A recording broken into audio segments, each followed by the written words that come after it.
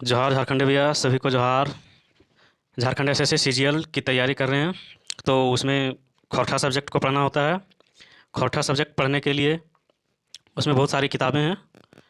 उस किताब के बारे में तो आप लोग जान ही रहेंगे, और नहीं तो मेरा सबसे फर्स्ट वीडियो में जिससे हम लोग जहाँ से खौठा सब्जेक्ट पढ़ना तैयारी शुरू किए हैं उसमें शुरू की वीडियो में दिखाया गया है, आप लोग देख सकते हैं।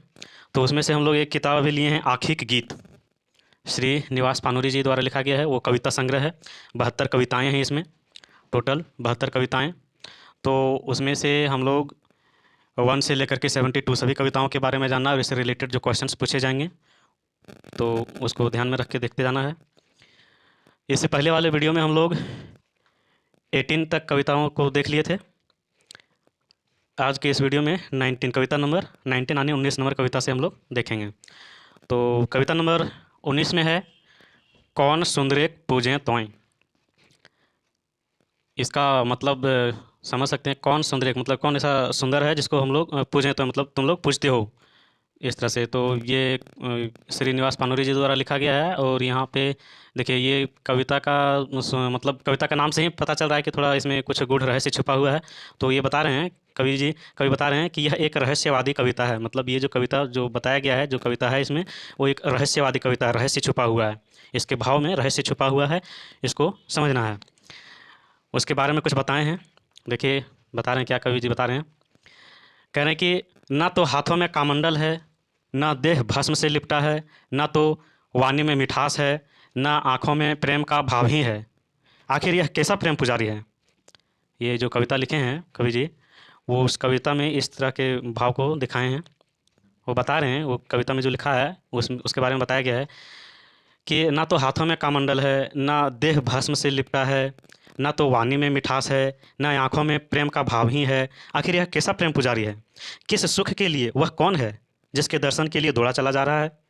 ये थी किसी व्यक्ति, मतलब कोई किसी पुजारी के बारे में बताया जा रहा है, मतलब उसका परिचय दे रहा है कि वह एक ऐसा व्यक्ति है जिसके हाथों में ना तो कामंडल है, ना देह भस्म से लिपटा है। देह भस्म से लिपटा कहने का मतलब जो शंकर जी जो रहता है ना पुजारी के भेष में, वो ना तो उस टाइप से भी दिखता है, ना तो वाणी में मिठास है, ना तो उसके वाणी में भी मिठास है। एक जो अच्छे सज्जन होते हैं, जो पुजारी होते हैं, उसका वाणी में मिठास होता है ना बोलने, तो वो भी नहीं है उसके पास। ना आँखों में प्रेम का भाव ही है, ना उसके आँख में प्रेम का भाव है। आखिर यह कैसा प्रेम पुजारी है। मतलब जब कुछ उसमें कुछ दिख ही नहीं रहा, तो कैसे उसके पीछे, मतलब कैसा उसके साथ प्रेम किया जा रहा है, कैसे उसका पुजारी बना हुआ है। किस सुख के लिए वह कौन है, जिसके दर्शन के लिए दौड़ा चला जा रहा है। इसे लास्ट में रिलेटेड करके बताते हैं कि कृष्ण का मथुरा गमन निरुद्देश्य तो नहीं था। मतलब कृष्ण जो मथुरा गए थे, तो वहाँ जाना उसका बिना उद्देश्य के गए थे या कोई उद्देश्य था। तो ये कविता में बताए हैं कवि जी, अपना भावों को रखा हुआ है। ये यहाँ शुरू में ही लिख दिया गया कि यह एक रहस्यवादी कविता है, तो इसके अर्थों को समझना थोड़ा रहस्य जैसा है, उसको खुद से समझना थोड़ा होगा। तो चलिए हम लोग इसको अपने शब्दों में सुनते हैं। कौन सुंदरेक पूजे तोय। कौन सुंदरेक पूजे तोय एते मगन भाई, हाथों नाय कमंडल देही न छाय। कौन सुंदरेक पूजे तोय एते मगन भाई, हाथे ना कमंडल देही न छाय। आँखी नाय प्रेमिक भाव बोली नाय सुधा, आँखी नाय प्रेमिक भाव बोली नाय सुधा। देखल नाय चली जात कोनो ओकर विदा, बिना अर्थ मथुरा गमन बड़ी कठिन दाय। बिना अर्थे मथुरा गमन बड़ी कठिन दाय। कैसन ओकर रूप रंग कैसन ओकर काया, कैसन ओकर रूप रंग कैसन ओकर काया। कैसन ओकर रहन सहन एते काहे माया, कैसन ओकर रहन सहन एते काहे माया। आँखिक सुख मेटवे खातिर कंधे दौड़ल जाए, आँखिक सुख मेटवे खातिर कंधे दौड़ल जाए। कौन सुंदरेक पूजे तोय एते मशगूल भाई, कौन सुंदरेक पूजे तोय एते मशगूल भाई। इसी तरह से अगली कविता है, कविता नंबर 20, बहुत दिन के बाद भले। इसमें कवि श्रीनिवास पानूरी जी बता रहे हैं कि समय सब कुछ किस तरह बदल देता है। कल तक जो मुख नव पुष्पित फूल सा था, खिलखिलाता रहता था, आज वही मुरझाए फूल सा दिखता है। कल जिसमें यौवन का उन्माद था, आज शरदकालीन नदी की तरह शांत क्लांत थका थका सा दिखता है। दिन के चांद की तरह रूपहीन गंधहीन रसहीन दिखता है, उसका मुखमंडल रसहीन दिखता है। तो कवि इस कविता के माध्यम से बता रहे हैं कि समय देखिए मतलब सब चीज़ों में किस तरह से परिवर्तन होता है। तो सब उदाहरण के तौर पर उदाहरण से बताएं, देकर बताएं कि बता रहा है कि कल तक जो मुख नवपुष्पित फूल सा खिलखिलाता रहता था, मतलब कोई भी व्यक्ति का पहले शुरुआत में बचपन के समय में मुख उसका नवपुष्पित फूल जैसा मतलब बहुत सुंदर दिखता था, और आज वही मुरझाए फूल सा दिखता है। कहने का मतलब जब बुढ़ापा हो जाता है तो उसका देखिए चेहरा, और जब बचपन का चेहरा रहता है उस समय देखिए, तो बचपन का चेहरा एकदम फूल जैसा, बहुत बहुत लोग सब उसको पसंद करते हैं, अच्छा दिखता है। उसका चेहरा भी पूरा क्लीन चमकीला थोड़ा रहता है, आकर्षण से भरा रहता है। लेकिन वही मुरझाए फूल जैसा दिखने लगता है जब बुढ़ापा हो जाता है, तो उसको देख करके भी लोग पसंद नहीं करते हैं, उससे दूर भागते हैं। फिर आगे बताते हैं, कल जिसमें यौवन का उन्माद था, आज शरदकालीन नदी की तरह शांत क्लांत थका थका सा दिखता है। मतलब जब बचपन का समय था, जब यौवनावस्था यानी 15 से 16 18 19 यानी शादी का समय 25 26 साल का जब होता है, उस समय उस सब का चेहरा मतलब यौवन उन्माद उसमें जो दिखता है वो देखने लायक है। उसमें सब क्या बताएं है ना। फिर आज वही चीज़ बता रहा है कि आज शरदकालीन नदी की तरह शांत क्लांत थका थका सा दिखता है। मतलब जब बुढ़ापा का समय होता है, जब एज क्रॉस हो जाता है, यानी कि 45 46 के बाद अगर देखा जाए तो शरदकालीन नदी की तरह, शरदकालीन नदी कहने का मतलब है कि शरद ऋतु में नदी जो है सो पानी वहाँ कम हो जाता है, उसमें बरसात का समय होता नहीं है, तो पानी शांत होता है, एकदम धीरे धीरे एकदम चल रहा है अपना मगन से। और वही जब बरसात का दिन में आता है तब देखिए एकदम उमड़ घुमड़ करके ऐसे एकदम लगता है कि इसको धांस करके चला जाए ना। तो उसी तरह जब जवानी खत्म हो जाता है, बूढ़ा का समय आता है, तो शांत क्लांत केवल देखता है इधर उधर, सबका नज़रों को झांकता है, और कुछ तो उसमें दिखता नहीं है। तो इसे मतलब थका थका सा दिखता है, इस तरह से वो बता रहा है, उदाहरण के बताया। फिर आगे बता रहा है कि दिन के चांद की तरह रूपहीन, गंधहीन, रसहीन दिखता है उसका मुखमंडल। चांद की तरह भी रूपहीन, मतलब कोई उसका रूप आकार नहीं। चांद को देखा जाए तो उसका कोई रूप है क्या, उसका कभी छोटा कभी बड़ा, पूर्णिमा तक आते आते पूरा गोल, पूर्णिमा से फिर धीरे धीरे उसका मतलब रूप का उसका साइज जो है सो घटते बढ़ते रहता है वो चांद का। तो उसका उदाहरण दे करके बताया गया है। गंधहीन मतलब ना उसमें कोई गंध है, उसका मतलब गंध का अच्छा गंध भी नहीं है। रसहीन दिखता है मुखमंडल उसका।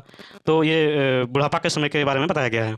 और वहीं अगर यौवनावस्था के बारे में देखा जाए, या फिर बचपना समय जो होता है वो सब के समय में देखा जाए, तो बहुत खिला खिला सा चेहरा रहता है।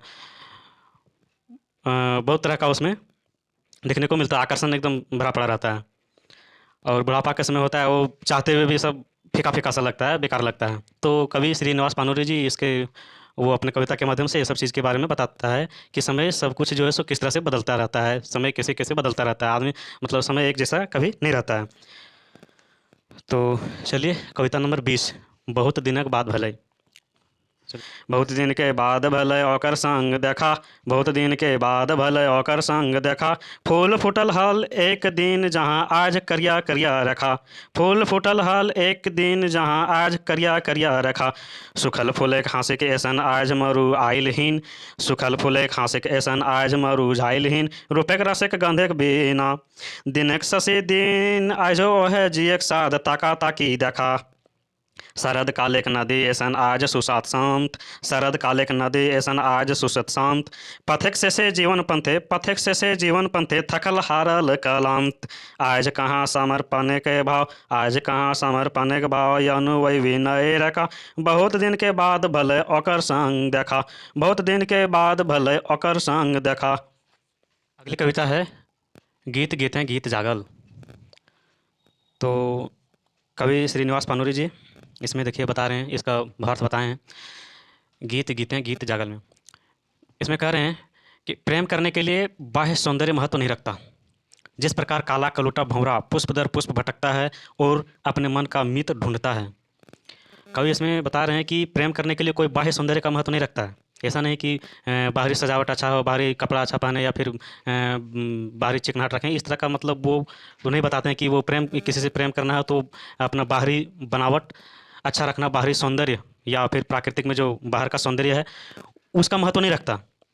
कह रहा है कि उदाहरण के तौर पर बताएं कि उदाहरण में बताएं कि जिस प्रकार काला कलूटा भंवरा पुष्प दर पुष्प भटकता है और अपने मन का मित्र ढूंढता है। कहने का मतलब कि जिस प्रकार काला कलूटा भंवरा भंवरा जो है सो पुष्प के बीच भटकता है, जैसे एक पुष्प से दूसरे पुष्प, दूसरे पुष्प से तीसरे पुष्प, तीसरे पुष्प से चौथे पुष्प, और सभी का गंध को पाने के लिए, उसके रस को पाने के लिए मतलब एक दूसरे में भटकता है, और लास्ट में किसी न किसी में अपने मन को टिका लेता है कि हाँ अच्छा होना चाहिए। तो और फिर आगे बता रहा है कि और वह भावनाओं के देश में पहुंचकर मन का मित्र पा भी लेता है। कोई व्यक्ति है तो व्यक्ति जिससे वह प्रेम करता है, या तो जो अपने प्राकृतिक सौंदर्य जो रहता है, तो वहाँ मतलब अपनी भावनाओं के देश में अपनी भावना को कहीं ना कहीं टिका ही लेता है, अपने मन का मित अपने मन की इच्छा को शांत कर लेता है। तो उसके बारे में बताए हैं श्रीनिवास पानोरी जी ने। गीतें गीतें गीत जागल। तो चलिए इसको सुनते हैं। गीतें गीतें गीत जागल देखते देखते प्रीत, गीतें गीतें गीत जागल देखते देखते प्रीत, फूले के देसें पागल भौरा खोजे मन के मीत, फूले के देसें पागल भौरा खोजे मन के मीत, भावे जाकर रंग नाय रूप नाय यंगे, भावे जाकर रंग नाय रूप नाय यंगे, ऊ कौन पुण्य प्रतापें झाप दिले गंगे, ऊ कौन पुण्य प्रतापें झाप दिले गंगे, पहुँचे से भाविक देसें प्रेमक माला पिंधल, पहुँचे से भाविक देसें प्रेमक माला पिंधल, गीतें गीतें गीत जागल देखते देखते प्रीत, गीतें गीतें गीत जागल देखते देखते प्रीत, फूले के देसें पागल भौरा खोजे मन के मीत। अगली कविता है कविता नंबर 22। राखिया माय मुँहक पानी। यहाँ कविता नंबर को भी याद रखना ज़रूरी है कि कौन सा नंबर में कौन सा कविता के बारे में बताया गया है, क्योंकि एग्ज़ाम में ये भी पूछा जा सकता है कि राखिया माय मुँहक पानी ये किस नंबर की कविता है। तो इससे इस तरह का भी क्वेश्चंस पूछा जा सकता है, तो उसको भी ध्यान रखना है। तो चलिए यहाँ पे क्या है बता रहे हैं, राखिया माय मुँहक पानी। कवि श्रीनिवास पानोरी जी इस कविता के माध्यम से बताना चाह रहे हैं, देखिए बता रहे हैं कि यह कविता खोरठा भाषा आंदोलन और कवि कर्म में आने वाली बाधाओं के प्रति खोरठा भाषा प्रेमियों को सचेत करती है। मतलब खोरठा भाषा का जो आंदोलन रहा, कविता खोरठा भाषा का आंदोलन, मतलब खोरठा भाषा का आंदोलन जो कि सभी लोगों को बताने का मतलब जागरूक कर रहा है कि खोरठा भाषा के प्रति जागरूक करने के लिए जो आंदोलन चल रहा है। और कवि कर्म में जो कवि कर्म कहने का मतलब जो भी कविता लिखते हैं या उसमें उस तरह का जो भी कर्म किया जा रहा है, उसमें आने वाली बाधाओं के प्रति खोरठा भाषा प्रेमियों को सचेत करती है। जो खोरठा भाषा से ज़्यादा लगाव रखते हैं उस तरह के प्रेमियों को सचेत करती है कि कुछ लोग बगैर परिश्रम के सम्मान पाने एकाधिकार स्थापित करने की धूर्ततापूर्ण चाल चल रहे हैं। मतलब बहुत कुछ ऐसे लोग हैं जो बगैर परिश्रम के बिना परिश्रम के सम्मान पाने का एकाधिकार स्थापित करने की धूर्ततापूर्ण चाल चल रहे हैं। अतः उनसे सचेत रहकर सही व्यक्ति की पहचान कर उसे यथोचित सम्मान देकर आंदोलन को आगे बढ़ाने की ज़रूरत है। मतलब खोरठा भाषा को जागरूक करने के लिए बहुत सारे ऐसे लोग हैं जो धूर्ततापूर्ण चाल चल रहे हैं और अपना एक अधिकार स्थापित कर रहे हैं।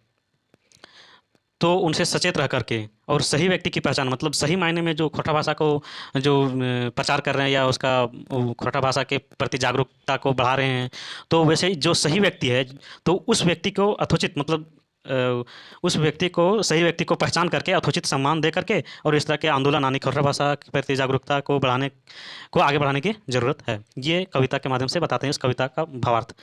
राखिए माय मुँहक पानी, इस कविता में इसके बारे में बताया गया है। तो चलिए इसको सुनते हैं। राखिए भाई मुँहक पानी। राखिए भाई मुँहक पानी सामने बिहड़ बन पंथ डेंगे डेंगे सूल, रास्ता हमर टेके खोजे कुकुर सियार बादुल। राखिए भाई मुँहक पानी सामने बिहड़ बन पंथ डेंगे डेंगे सूल, रास्ता हमर टेके खोजे कुकुर सियार बादुल। पूजाक थारी छीने खातिर लुझा लुझी टाना टानी, पूजा थारी छीने खातिर लुझा लुझी टाना टानी, जहाँ कठिन तगे के बिना अटल ध्रुविक आसन पावे कहिया धूर्त सियार। मृगराजक आसन अटल ध्रुविक आसन पावे कहिया धूर्त सियार, मृगराजक आसन। एंड्रीवन बिलाइर राजा इंद्र सभाय कानी, एंड्रीवन बिलाइर राजा इंद्र सभाय कानी, रखिया भाई मुँहे के पानी, रखिया भाई मुँहे के पानी सामने बिहड़ बन पंथ डेंगे डेंगे सूल, रास्ता हमर टेके खोजे कुकुर सियार बादुल। पूजाक थारी छीने खातिर लुझा लुझी टाना टानी, पूजाक थारी छीने खातिर लुझा लुझी टाना टानी, कहाँ कठिन तैगक बिना अटल ध्रुविक आसन का पावे कहिया धूर्त सियार, मृगराजे आसन पावे कहिया धूर्त सियार, मृगराजे का आसन। एंड्री बने बिलाइर राजा इंद्र सभाय कानी, राखिया भाई मुँहे के पानी। अगली कविता है कविता नंबर 23। मरुक देसें मन के पाखी। मरुक देसें मन के पाखी। तो कविता इसमें कवि इसमें बता रहे हैं, ये है इसमें यह है कि कवि का मन अपने व्यतीत में चला जाता है और बिसरी यादें पुनर्जीवित हो जाती हैं। कभी उसका मन जो अपने अतीत में चला जाता है और बिसरी यादें आनी, पुरानी यादें जो है सो पुनर्जीवित हो जाती है, उसके बारे में सोचता है। फिर कहता है, किंतु जीवन को इस मरुस्थल में वह शीतल छाया कहाँ है जहाँ पल दो पल बैठा जा सके? वह कुआं कहाँ है जो मन की तृष्णा को मिटा सके? कैसे इस मरुभूमि में सुनहरे अतीत रूपी पन्नों की गांठ खोलें? मतलब अभी का जीवन जो है सो बहुत उदास है। इस उदासी जीवन में कैसे अपने पुराने जो यादें हैं, बचपना के यादें जो है, वो सबको कैसे खोलें वो सबको? तो अपने जीवन के बारे में, भूली बिसरी यादें के बारे में सोचता है और उसको सोचता है कि पहले वाली यादों को अभी कैसे याद किया जाए। ये नहीं हो सकता है, तो ये अपना कविता के माध्यम से बताए हैं। तो चलिए उसको सुनते हैं। मरुक देसे मन के पाखी खोजे मन के गीत, मरुक देसे मन के पाखी खोजे मन के गीत, टूटल तारे नतुन सुरें बाजल भूलल गीत, टूटल तारे नतुन सुरें बाजे भूलल गीत, दूर लोकें क्षितिज पारें, दूर लोकें क्षितिज पारें, श्याम सुंदरी को वास मेटे जाकर देहिक गंधे पथ चलने को प्यास, श्याम सुंदरी को वास मेटे जाकर देहिक गंधे पंथ चलने को प्यास। आँख के इशारे कहे डायक, आँख के इशारे कहे डायक हृदय हमर जीत, आँख के इशारे कहे डायक हृदय हमर जीत, हियाँ ऐसन छाहुर कहाँ दुपल बेसी जहाँ, हियाँ ऐसन छाहुर कहाँ दुपल बेसी जहाँ, हो हमर मन के प्यास, हो हमर मन के प्यास ऐसन कूप कहाँ, खोली कैसे रत्नक गायठ गायब प्राण गीत, खोली कैसे रत्नक गायठ गायब प्राण गीत, मारुक देसे मन के पाखी खोजे मन के गीत, टूटल तारे न तुन सुरें बाजे भूलल गीत। अगला कविता है कविता नंबर 24, सुइन ककर कंठेक गान।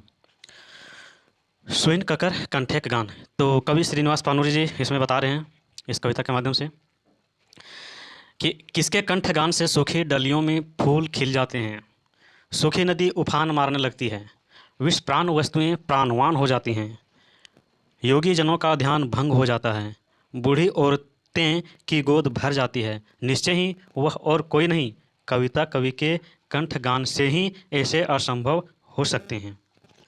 तो देखा जाए इसके भावों को पढ़ करके तो वो अपने कविता की प्रशंसा की हैं और बताए हैं कि किसके कंठगान से, मतलब कौन से कविता से है जो सूखी डलियों में फूल खिल जाते हैं। सूखी डलियों में मतलब कहने का उदास चेहरों में फूल खिलखिलाहट आ जाना, सूखी नदियाँ उफान मारने लगती है, मतलब जो दुख में रोना रो रहा होता है, जो उदासी का पूरा एकदम उदासी टाइप का जीवन जो होता है उसमें भी उफान मारने लगती है, विष प्राण वस्तु में मतलब कहने का मतलब जिसमें प्राण नहीं है उसमें भी प्राण आ जाता है, योगी जनों का ध्यान भंग हो जाता है, बूढ़ी औरतें की गोद भर जाती है। तो इस तरह का भाव रखते हुए वो कविता लिखे हुए हैं श्रीनिवास पानुरी जी। तो चलिए इसको सुनते हैं। सुइन ककर कंठेक गान। सुइन ककर कंठेक गान, ठूठ पारी फूल फुटल कौन दानक दानी, सुइन ककर कंठेक गान, ठूठ डारी फूल फुटल कौन दानिक दाने, सुखल नदी उमड़े चलल महा सिंधुक पाने, सुखल नदी उमड़े चलल महा सिंधुक पाने, काकर कंठेक मधुर गाने याकुल तन मन प्राण, काकर कंठेक मधुर गाने याकुल तन मन प्राण, काकर फूलेक मधुर बासें डूबल आसपास, काकर फूलेक मधुर बासें डूबल आसपास, बाटें घंटे घंटे जीवन, बाटें घंटे घंटे जीवन, बाल किरणक प्रकाश, डाके काकर सुतल जागल, डाके काकर सुतल जागल, टोटल यौगिक ध्यान, डाके काकर सुतल जागल, टोटल यौगिक ध्यान, के माटिक करे सोना करल, के माटिक सोना करल, आपन तय आगे के जोरें, आपन तय आगे के जोरें, नतुन शिशुक मधुर हाँसी, नतुन शिशुक मधुर हाँसी, फूटल बूढ़िक कोरें, नतुन शिशुक मधुर हाँसी, फूटल बूढ़िक कोरें, करल के चीर कुंवारी के मांगे सौभायन सिंदूर दान,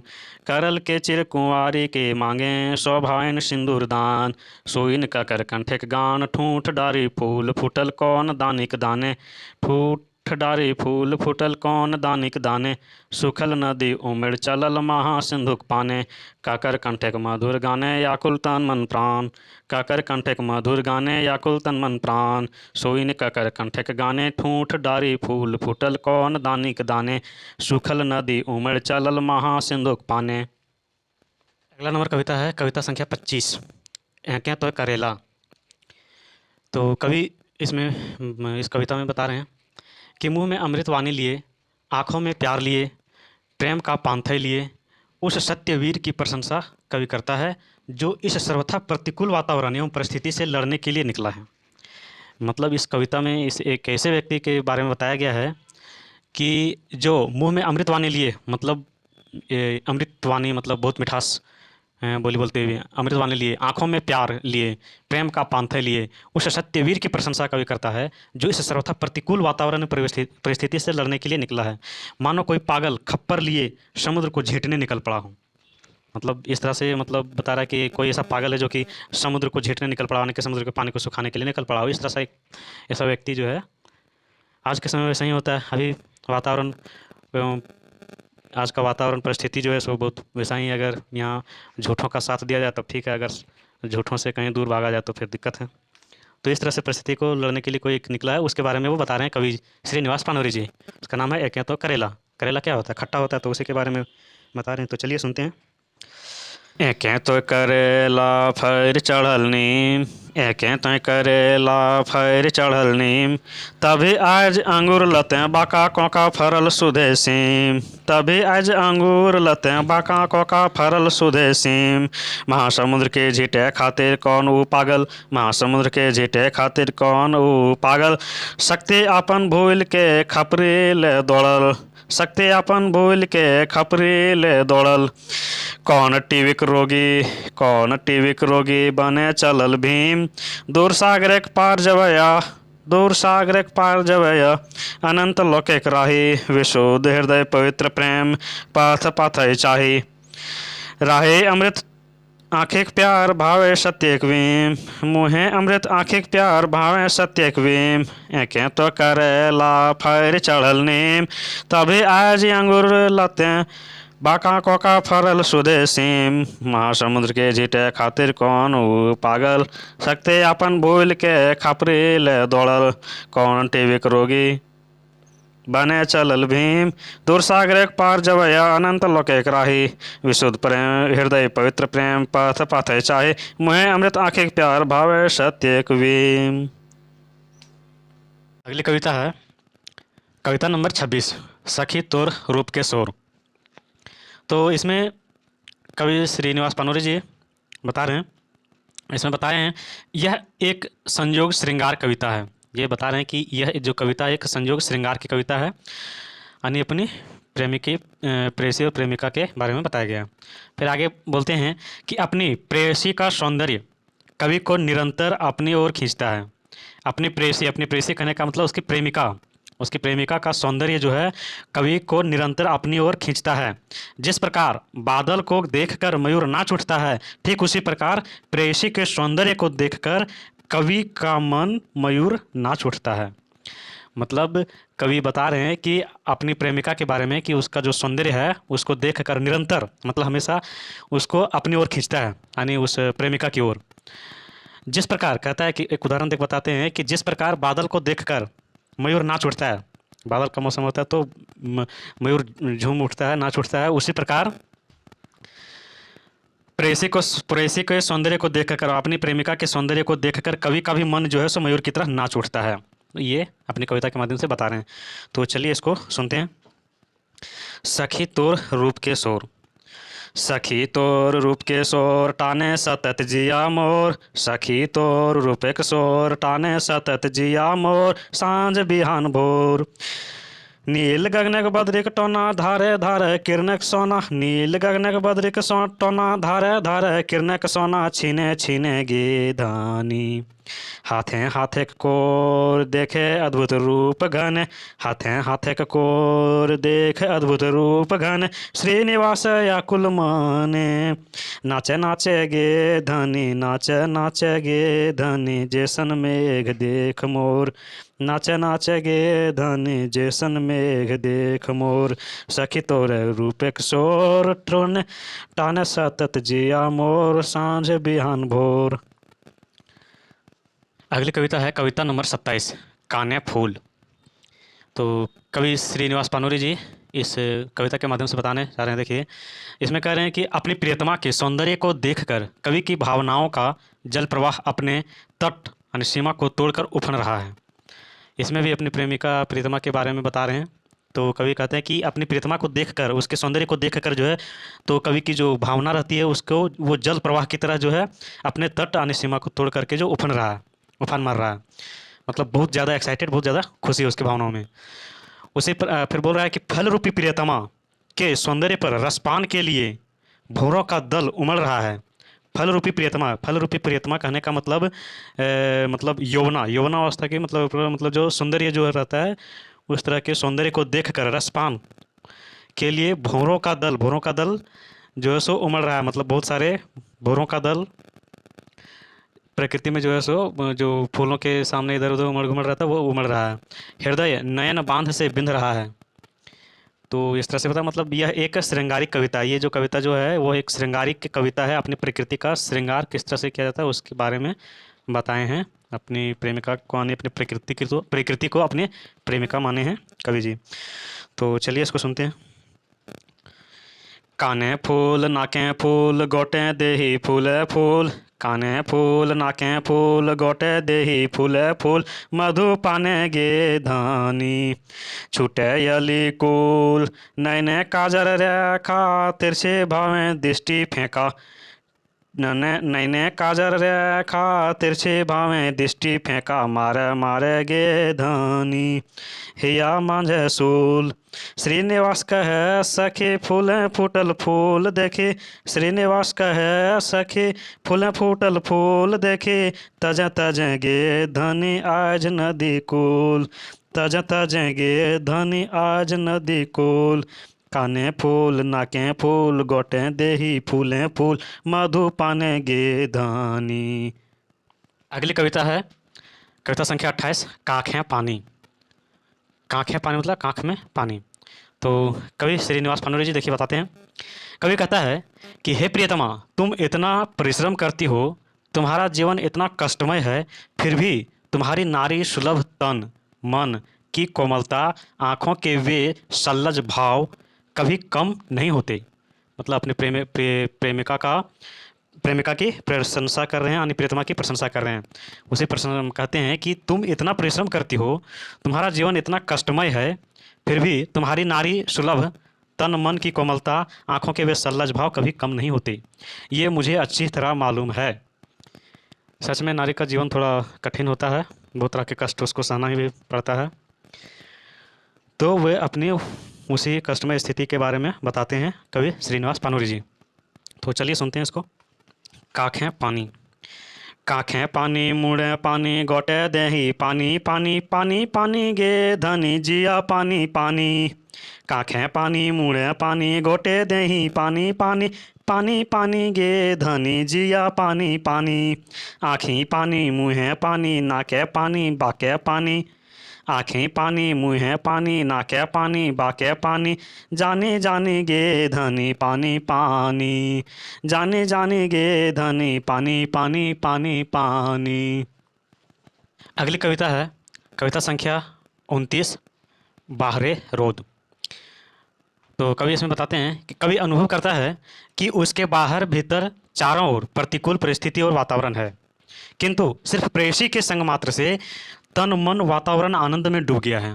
कहता है कि कवि अनुभव करता है ऐसा कि उसके बाहर भीतर चारों ओर प्रतिकूल परिस्थिति और वातावरण है, प्रतिकूल परिस्थिति और वातावरण है, लेकिन किंतु सिर्फ प्रेयसी के संग मात्र से, प्रेयसी के संग में मात्र रहने से उसका तन मन और वातावरण आनंद में डूब गया है। यह एक श्रृंगारिक कविता है, संयोग श्रृंगार है। तो इस तरह की बात हो रहा है तो संयोग श्रृंगार ही होगा, है ना। तो चलिए सुनते हैं। बाहरे रोद। बाहरे रोद भितरे रोद रोदे रोद सुधे रोद रोदे झरेंगे धानी, बाहरे रोद भितरे रोद रोदे रोद सुधे रोद रोदे झरेंगे धानी, लरे लरे मोद, आज ये नीरन मासे घासे नाए शिशिर हासे घासे हासे गे धानी, आज ये नीरन मासे घासे नाए शिशिर हासे हासे हासे गे धानी, गाले लागल लोद, बाहरे रोद भितरे रोद रोद रोद सुधे रोद रोदे झरेंगे धानी, लरे लरे मोद। अगली कविता है कविता संख्या 30, तोर ऐसन धन के।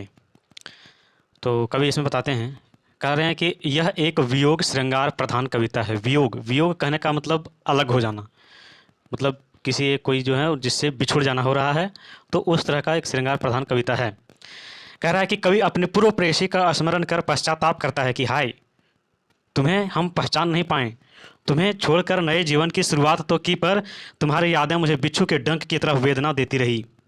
मतलब कवि कह रहा है कि अपने पूर्व प्रेमी प्रेयसी यानी पहले की प्रेमिका का स्मरण कर रहा है और स्मरण करता है और उसका पश्चाताप करता है। बोलता है कि हाय, तुम्हें हम पहचान नहीं पाए, मतलब जिसमें उसके साथ रह रहा था उसमें, मतलब हम उसको तुमको अच्छा से पहचान नहीं पाए।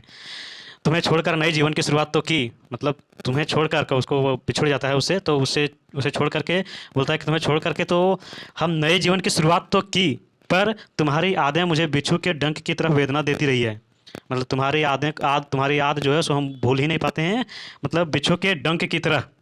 बिच्छू जब डंक से मारते हैं तो उसका है ना कि वो पूरा एक दिन तक जो है सो क्या उसका दर्द रहता है, उसका ध्यान उसी में लगा रहता है जहाँ बिच्छू डंक मारते हैं। तो वो ही बोल रहे हैं कि बिच्छू के डंक की तरह जो है सो वेदना देती रही, और तुम्हें भूलने की हर चेष्टा विसफल रही। विसफल मतलब निसफल, कहने का मतलब विफल।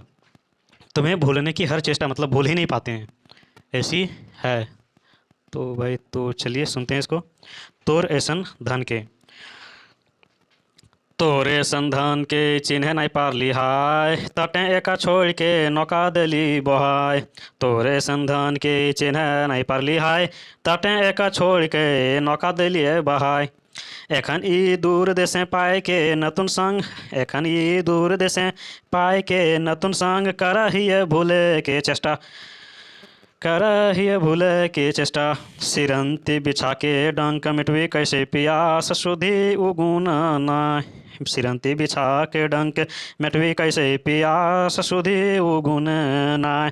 तोरे संधान के चिन्ह नहीं परली हाय, तट एका छोड़ के नौका दलिए बोहाय। अगली कविता है कविता संख्या 31। चमकल काकर गाल के लाली, चमकल काकर गाल के लाली। तो कवि इसमें देखिए क्या बता रहे हैं। कवि बता रहे हैं, कह रहा है मेरे ये गीत किसी के चेहरे में लालिमा का रंग घोलते हैं। कवि कह रहे हैं कि मेरे ये जो गीत हैं, जो कविता गाए हैं, वो किसी के चेहरे में लालिमा का रंग घोलते हैं, किसी के उमंगों की पंख खोलते हैं, किसी के हृदय में दबी हुई भावनाओं की को अभिव्यक्ति देते हैं, तो किसी के हृदय में सूल भी पैदा करते हैं। अर्थात कवि के गीतों के प्रभाव अलग अलग व्यक्तियों पर अलग अलग तरह से पड़ते हैं। कवि कहना चाह रहे हैं कि हमारे जो गीत है सो सभी लोग अलग अलग तरह के व्यक्तियों पर अलग अलग तरह का प्रभाव देखने को मिलता है, पड़ता है। तो चलिए उसको सुनते हैं। चमकल काकर गाल के लाली, चमकल काकर गाल के लाली आयज हमर गीतें, चमकल काकर गाल के लाली आयज हमर गीतें, प्रभात किरण के ऐसन लोल गोल सीतें, प्रभात किरण के ऐसन लोल गोल सीतें। काकर हृदय के दबरल भाव पायल अपन वानी, काकर हृदय के दबरल भाव पायल अपन वानी। निर्मम जग के दिए आइल आपन आँखिक पानी, निर्मम जग के दिए आइल आपन आँखिक पानी। काकर सूर्य पत्थर कांदल, काकर सूर्य पत्थर कांदल, गंभीर भेलै ज्ञानी। काकर छाती ठोकल कील, काकर देलक आगी, काकर छाती ठोकल कील, काकर देलक आगी। काकर देलक पोसल साध खोलल अपन पाँख, काकर देलक पोसल साध खोलल अपन पाँख। काकर नाचा धरती नाचल फूलल प्रसन्न जीते, काकर नाचा धरती नाचल फूलल प्रसन्न जीते चीते। चमकल काकर गाल के लाली आज हमर गीतें, प्रभात किरण के ऐसन लोल गोल सीतें। अगली कविता है कविता संख्या 32। आज हमर मने परलय, आज हमर मने परलय। तो कवि श्रीनिवास पानूरी जी इसके कविता के बारे में बताते हैं। कह रहे हैं कि जिस प्रकार नदी तट पर अवस्थित पत्थर, जिस प्रकार नदी तट पर अवस्थित पत्थर और पीपल की सुखद छांव को स्पर्श करते हुए नदी कल कल छल छल करती हुई बहती रहती है, उसी प्रकार हमारा जीवन अपने जीवन संगिनी के साथ यौवन की समस्त उमंगों, कामनाओं, इच्छाओं, आनंद रूपी तरंगों के साथ बही जा रही थी, अविरल और अविकल, उस टाइप से। फिर और आज मुझे वो दिन याद आते हैं, वो समय, वो जो इस तरह से जो उसका जीवन जो बीता, वो जो है उस तरह का जीवन जो आज मुझे वो दिन याद आते हैं। तो चलिए सुनते हैं। आज हमर मने परलय, आज हमर मने परलय एक दिन एक बात, नदी घाटे पाथर ऊपर एक पथके के साथ। आयज हमर माने परलय एक दिनक बात, नदी घाटे पाथर ऊपर एक पथिक के साथ। बाढ़ल जाहल नदीक धार, छाती तरंगक दल, रकम रकम खेले रत मान काने मधुर कलकल। छाती तरंगक दल, रकम रकम खेले रत काने मधुर कल कल। अचल अटल तटेक पाथल, पासे पीपर गाछ, कहाँ जाहल ककर ठीन कह ककर बात। कौन विरहिनिक सायन कछे आने न तुन प्रति, चंदन पर से शीतल हो त काकर जरल गात। आयज हमर माने परलय एक दिन के बात, नदी घाटे पाथर ऊपर एक पथिक के साथ। बाढ़ल जाहल नदीक धार, छाती तरंगिक दल, रकम रकम खेल रत काने मधुर कल कल। अचल अटल तटक पाथल, पासे पीपर गाछ, कहाँ जाहल ककर ठीन ककह ककर बात। कौन विरहिनिक सायन कछे याने न तुन प्रति, चंदन पर से शीतल होत काकर जरल गात। तो आज इतना ही, फिर अगले वीडियो में मिलते हैं। Thank you, bye bye.